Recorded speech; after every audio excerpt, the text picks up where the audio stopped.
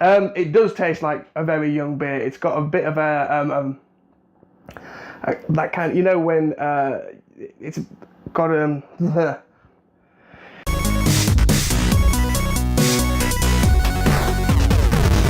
Now then, everybody, a very happy Homebrew Wednesday. This week I've got a couple of things to get to. First thing is I'm going to dry hop my Use Up IPA. I've got 60 grams of hops in this here muslin bag. There's 20 grams of Chinook, 20 grams of Centennial, 20 grams of Cascade. That's all going to go into the fermentation bucket. Let's take a look.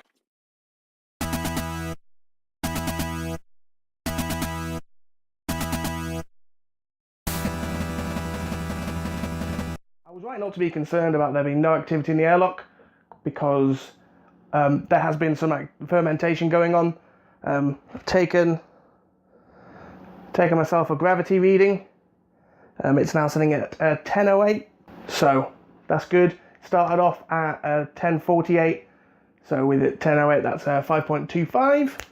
Good stuff. Just about on the money for an IPA. So better see how it tastes, better we? It's not a bad looking little beer. Not crystal clear, but clear enough. First time using Protofloc, and I've got to say the results look pretty good so far.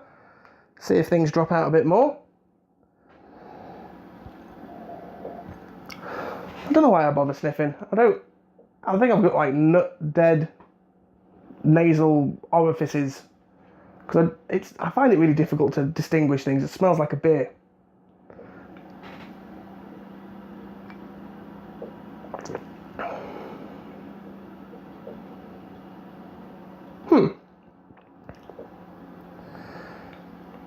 First piece of good news. It doesn't taste like crap. It does taste very young. Tastes like a young beer, but I'm happy about that. I'm really happy about that. There are no off flavours as such. It needs a bit of conditioning. The bitterness is quite harsh. It's kind of a bit claggy, soapy, a little bit too bitter, perhaps. So it needs a bit of conditioning.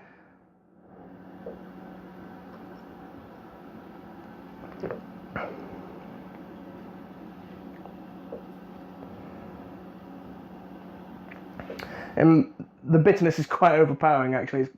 It's disguising some of the other flavours.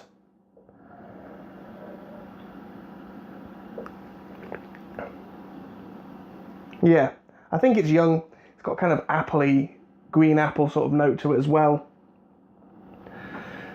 Green apple and bitter.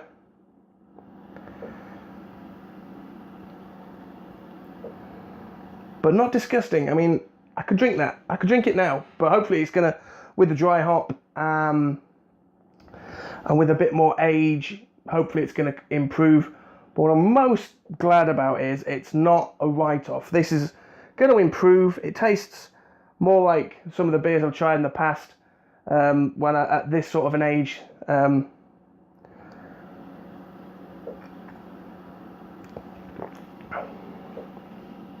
I mean, there's some tropical fruit notes trying to get out, but the bitterness is kind of blocking it. The green apple flavours are blocking it, so it's a beer that needs age. But the main takeaway from all of this is it's not disgusting. It's not astringent. It's not sour. There's no phenol characters to the beer at all. It's just a beer. Tastes like a beer. A very young beer that needs a bit of aging. And I am really happy about that, to be honest. After the last two disasters I've had, I'm very happy that this has turned out okay, and hopefully with a little bit of aging it's going to turn out very good indeed. So good news indeed.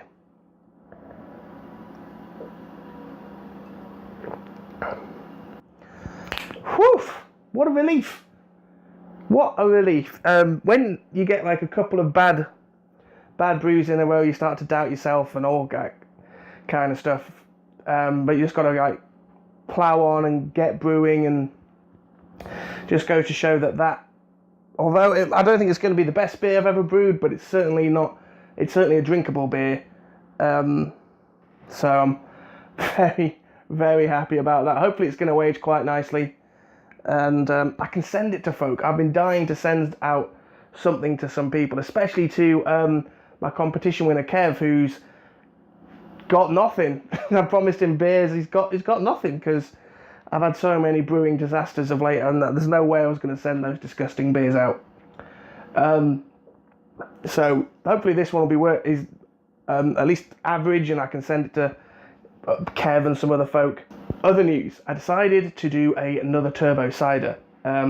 It's just fermenting over here in the corner. Why don't we take a look? So it's a toffee apple cider. All this stuff at the top here is pears. I've got a tin of pears in juice, and I blended them all up, and that's gone in there with some burnt honey and 4 litres of apple juice. Now it's going to be a strong one. It was an original gravity of 1092. It's fermenting away now in the corner.